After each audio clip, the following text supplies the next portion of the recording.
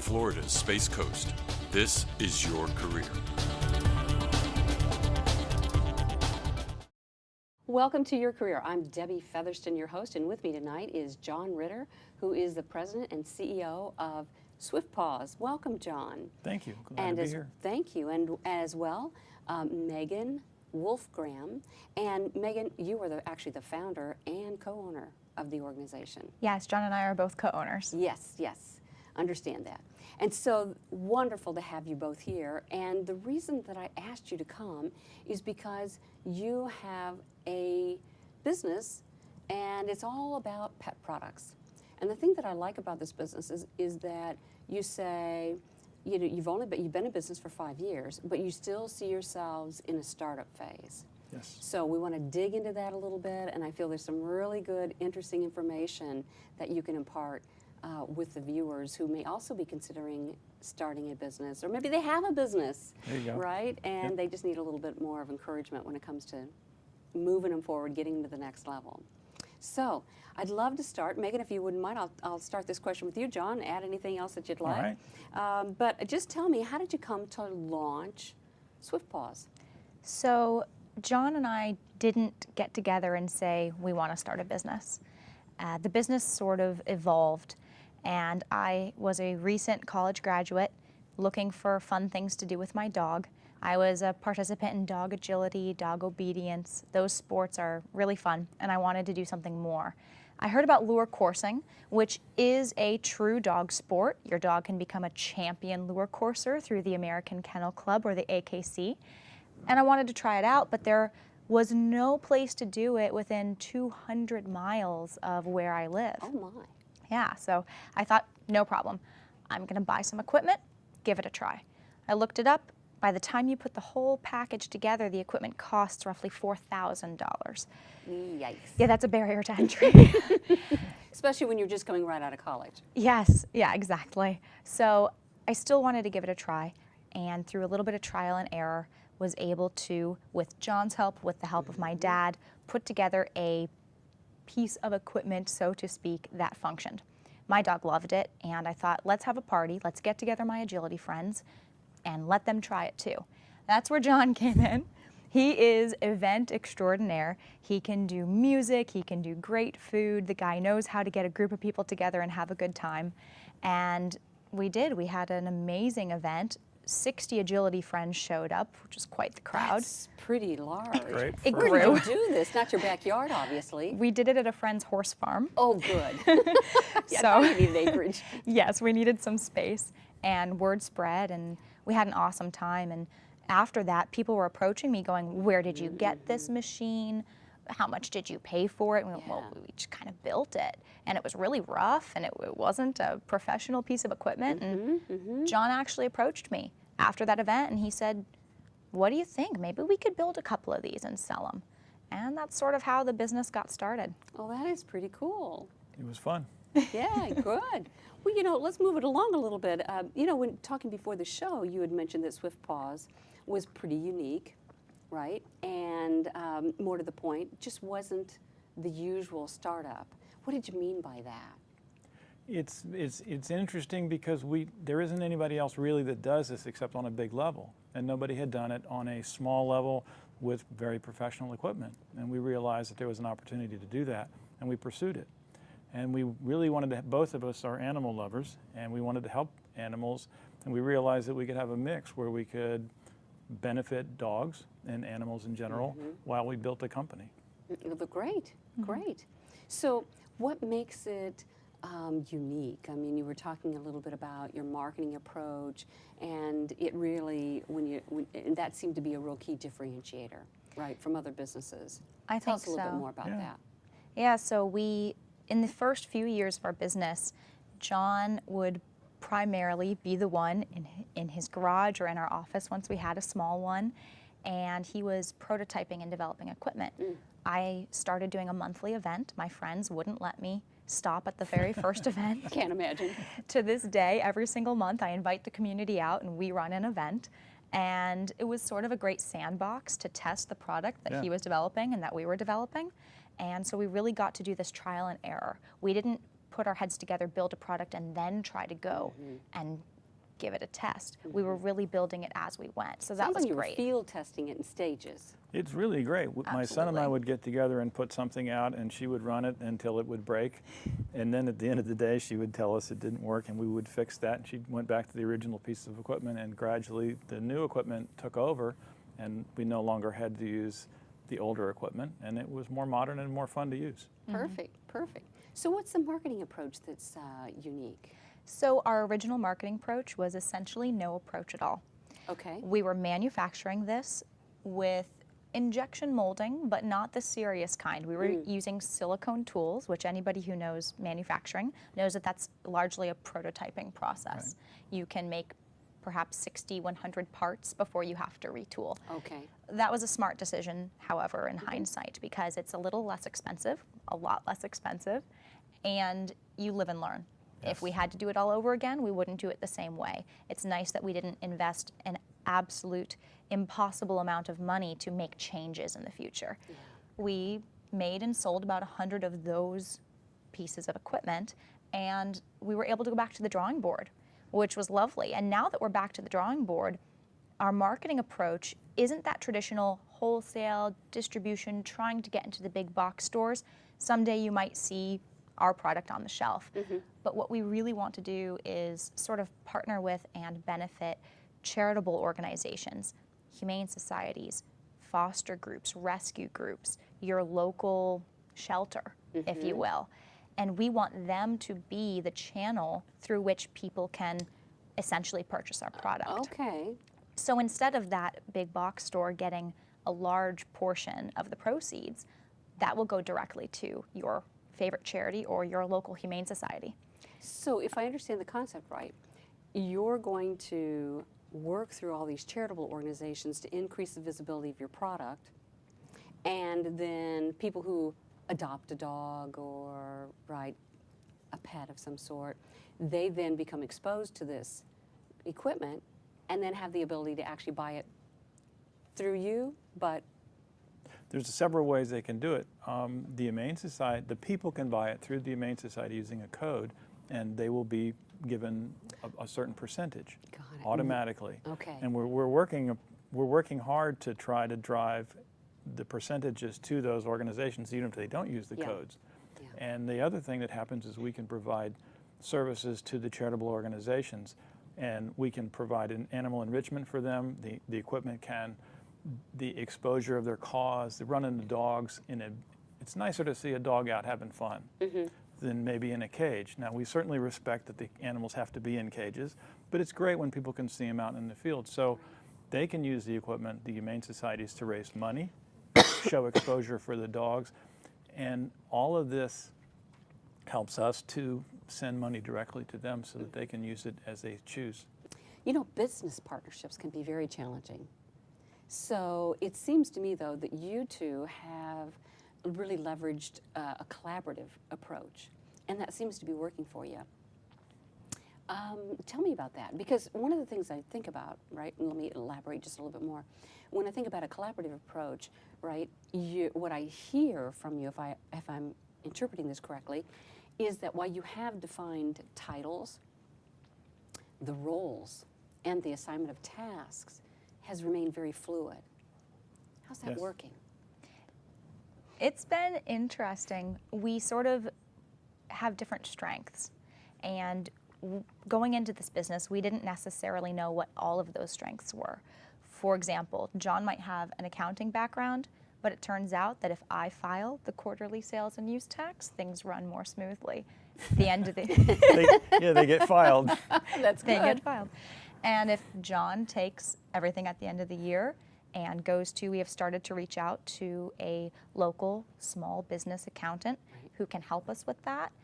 He sort of is the lead on getting that taken care of at the end of the year. So we sort of fill in the gaps when something comes up that is a task that needs to be done. We figure out who's going to take the lead on that. Yeah. So tell me a little bit more about the strengths that you both bring, because that is generally the benefit of having a partnership, right? is that you both bring different strengths, you have different knowledge, you have different skill sets, years of experience in areas. And so, John, what are some of the strengths that you actually brought to the table? I think a broad view of the forest is what I can bring, and generationally, maybe different ways of looking at things. Meghan is, and younger people have generally a better grasp of networking, of the social media things. So Meghan will handle that sort of thing. And Meghan is she's very smart and really well equipped to deal with people on a personal level. So it works very well for us when we do that. And I think sometimes I'll be good at something, and then other times she's good at the same thing, and we just seem to be able to rotate around, and both of us have the skills to do whatever's needed when the time comes. Yeah, and that's really nice that you have the balance of skill sets, because you both can focus on strategy, you both can focus on different tactics, but at the end of the day, some role clarity always is important, and it sounds like in the moment, for a given period of time, depending on what you're focused on, you're doing that. Yes. Right? And that works, you know. It does, and I think that I bring a lot of exuberance and passion.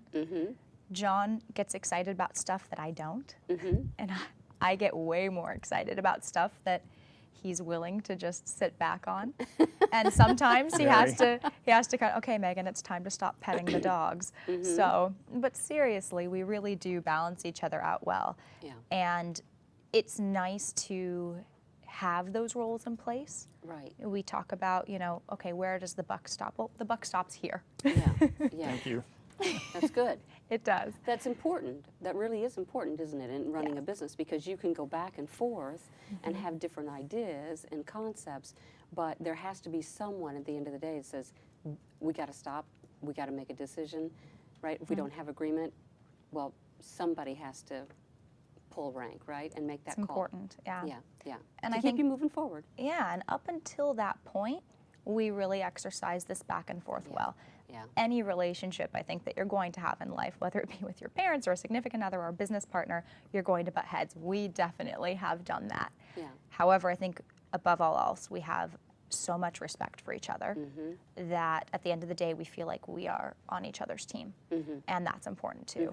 And I mean, this guy has successfully managed and run, along with his family, an RV park in the past. He was an accountant. He'll tell you he wasn't a very good one, but he was. Still a recovering accountant, are you? Recovering accountant. Just kidding. A I have a recovering friend that accountant. said that. There you go. Yes.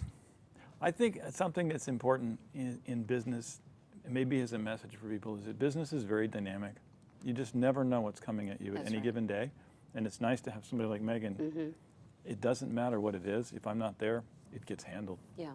And she feels the same way about me. And we have, this is something that's funny, she feels that I deal with people in a unique way, but it works. And people don't think it will, but it does. And so I think the dynamic aspect of business is important for people to remember. It isn't something you can plan very much for. You can try. But it just keeps running out of the boundaries, and you just keep have to shuffling it back in. And we're good at that. Were there some specific gaps that you discovered that you had in skill sets, or given the workload, did you farm things out, or, you know?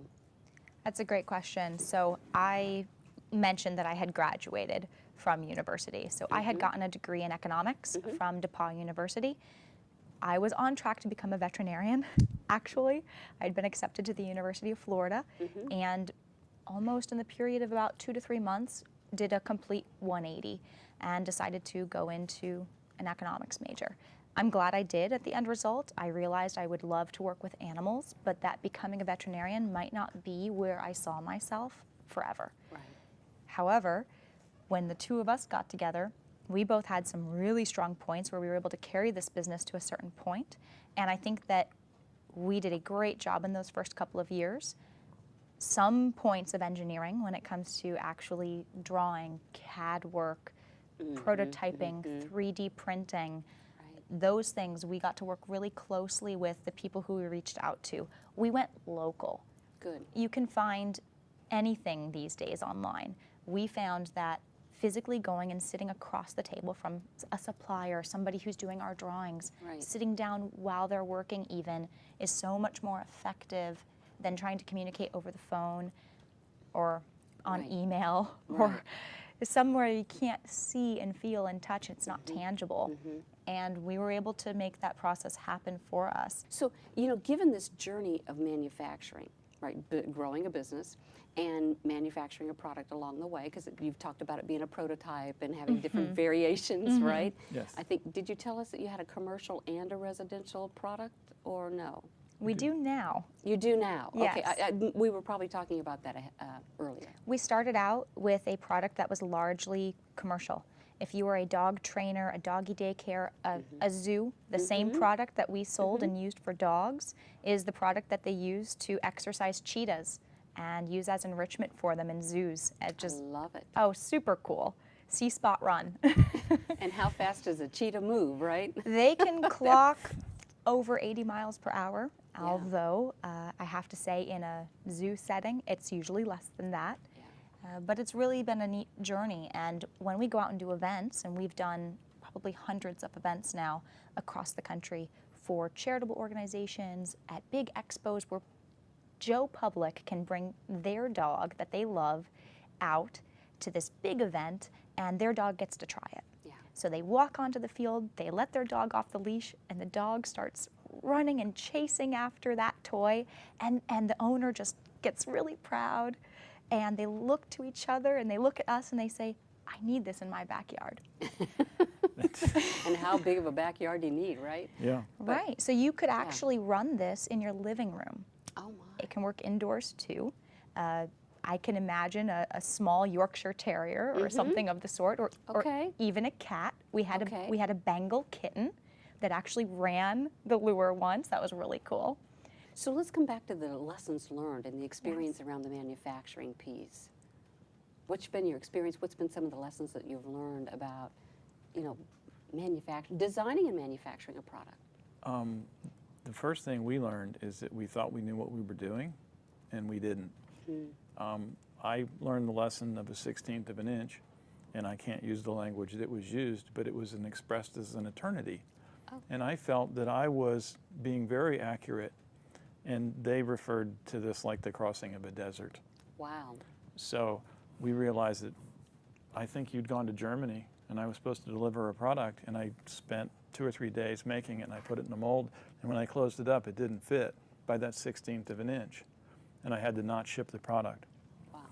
At that point, we realized we're not capable of doing this. So one of the things we learned is that you have to have the assets in place to accomplish what it is that you want to do So precision really matters in this. at a level that I still can't comprehend. Like, I can't think that small, really. And now that we're learning about the electronics, I can't think about the time frames that they think about. But the other lesson that we learned, it was conservatism in not extending ourselves too far. Yeah. We have been told numerous times by a lot of people that it was amazing that we were able to do. I think our total investment, including mileage and everything, was maybe $60,000 or $70,000. That's pretty good. And the people would go, your CAD work should cost that much. So, and we got it back. We did, yeah. By That's the awesome. third year, we were in the black, and that is what allowed us to sort of regroup where we're at now and move forward. And not mortgage our houses and lose them, and all of those Take sorts all of those things. unnecessary risks. Right. So we eased along and took a little bit more time to do that. I don't know if you could do that if you're in a competitive market. Maybe that would be more difficult, but we're not. So, Well, it sounded like you took a very common sense approach. We're very level-headed and realistic about the goals that you were setting, realizing that you had a concept, right? You had a product that really, there's a niche market, right? It's a niche market. It is. And yet you knew that you had to refine that product. So the wisdom came through all those fun events, right, that you were doing personally, and gave you that opportunity to truly field test it and help you to refine the end product. we did, and that is what we did with this product. Is we took these products that were out there were not refined, and we don't know why no one ever did it. Yeah. Maybe because it's such a niche, and then we refined it, and we did it to such an extent that people were very impressed with what we did. We started to build a home unit, and the reason it became a commercial unit was because it was so powerful and because it was so expensive, because of the way we made it. Right. We didn't know it was going to be a commercial unit, so and we were fluid enough with what we were doing. We were able to adapt. Yeah. That's good. And now you've learned enough about that and refined it well enough that you're going where you initially had intended, right? Exactly. 6 years later. Okay. We get to revisit that Yeah. dream. Perfect. So what has surprised you most about this whole venture? I don't know if it surprised John as much as it surprised me, but being relatively young on the outset of this, everything takes way more time, way more effort, way more money than you think it's going to. We joke about the easy button. And The Staples Easy button, The right? Staples Easy button. And the easy button doesn't exist. In fact, for a short period of time, we outlawed the word just in our conversations. We would start talking to each other and we would say, well, if we could just. And that, I believe, is a barrier to actual progress. When you say just, you're skipping over a lot of stuff that should be dug into. If you're thinking about starting a business and you're looking at that end goal of watching those dogs run around and have the time of their life, which is what I was doing. Sure. And I had seen my dog do it, and I saw my friends' dogs do it, and you're a little uncomfortable about some of the aspects and you want to skip over them, don't. Don't. That's a great point. Just should not be allowed in the business language. It's an excuse, and there's terrible things underneath that word. How are we going to do this piece of the manufacturing? Oh, we'll just And it's so take care easy of to it. say. It's so easy to think about, but all of those But things it's matter. limiting. If I'm hearing you correctly, it really limited your creativity. It limited the results. It limits your reality Yeah, okay, limit of, your what, reality. of what's coming. And the Because other one, as you said, I think I heard you say, John, it's like an excuse. it's an excuse. Okay. Excuse for not knowing what's in that thing that you're looking at. And Right. the other thing that it's sort of funny, we mold things. That's what we were doing for years. We make molds, we mix plastics, we look like scientists. I wish I had a video of winding up with two plastics standing in a puddle of it as it hardened around my feet, trying to figure out how to get. But that was something else we would say, we'll just mold it. So now when we see a TV or a car we like, we'll just mold it. Just mold so it. mold and just, it's virtually Awesome. done. It's Yeah. like duct tape. I had a friend in construction for years. We'll just duct tape it. There you go. I'll give you a good real life example. We had this product. We had our first customer that wasn't local and we needed to ship it. We'll just ship it to them. 3 broken products later, we realized that packaging our product, you can't just put it in a box. And we said, we'll just ship it. So you have to look a little deeper into every feature. And when you are the business, you Right. have to care about every single piece of the business. Right. Yeah. Lots of things to learn, right? And you have learned a lot. And that's the really great thing is that you're open to it and you're looking for, what are the good, what are the areas for improvement. So looking forward, what are some of the next steps that you think are going to be really important for you to consider or to take, if you've already made that decision, to really keep your organization moving forward? Help you to realize your vision. We do have a couple of crossroads ahead. We're in this area where we are developing and testing and prototyping our new version. So that is a process that we have to be careful about. We want to make sure, like we did in the first part of our business, to test it thoroughly, make Right. sure it's a product that we stand behind, that we want to put our name on, and it's bigger now than it was when John and myself were in there creating these by hand, one by one. So I think that we're going to have to, as we progress through this process, every step of the way, make sure that we're on track and on target. And there's so many parts of the business that we didn't have to be so careful with before. The website, making sure that it is set up for e-commerce. Right. having Right. it professionally looked at and having help with that. Things like accounting, well, it's easy when you have when you have a customer list that you can remember every single customer you've had. Right. We're looking at having potentially hundreds of customers, if not thousands Thank of you. customers. Thank you for the thousands. You're welcome. Keep going. A much larger customer pool means Certainly. we need to be careful with how we keep track of that, and what is our policy on returns and on warranty, and there's a lot that we get to think of now. And I think that maybe some of the pitfalls would be to leap into something before we've thoroughly researched all of it. Right. Right. There's so many things going on, and there used to be 2 or 3, and you have to make sure they're all with you. And if you leave one of them behind and it affects something over here that you didn't think about, you have to back everything up, and that can be, you just can't let that happen. Well, in the last minute that we have, what is a word of advice that you would give someone who's either considering starting a business or who has an existing business that may be wanting to take it to the next level? Don't say it. You have to be passionate.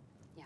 And you have to be willing to really do it all the time. If you talk to people that are successful in their businesses, they work at them constantly. It's nice when you've been doing it for 20 years and maybe you're in France vacationing, but on the outset, it's a dedicated life. Yeah. Well, thank you very much for being with me, and the words of wisdom and the passion, just very helpful and very insightful. So thank you for that. Well, on behalf of my guest and everyone here on the set of Your Career, thank you for watching, and remember, be career happy. More information about this program is available online at millermediagroup.org.